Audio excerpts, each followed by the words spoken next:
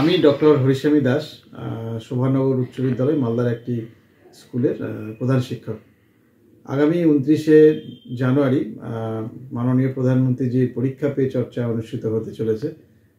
দেশের বিভিন্ন জায়গা থেকে ছাত্রছাত্রীরা, অভিভাবকরা, শিক্ষক শিক্ষিকারা রেজিস্ট্রেশন করছেন। বিগত বছরগুলিতেও পরীক্ষা পে চর্চা ছাত্রছাত্রীদের মধ্যে একটা অন্য ধরনের উন্মাদনার সৃষ্টি করেছিল।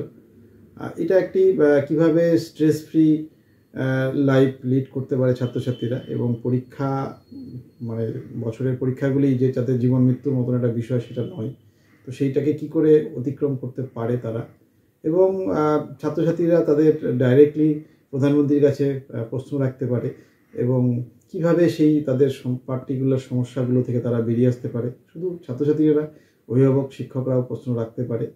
এই নিয়ে পরীক্ষা পে চর্চা আগামী 29 জানুয়ারি হতে চলেছে। এটাই আমরা জেনেছি, এবং আশা করি এবছরও অনেকেই এটাতে অংশগ্রহণ করবেন। এটাকে কিভাবে দেখছেন?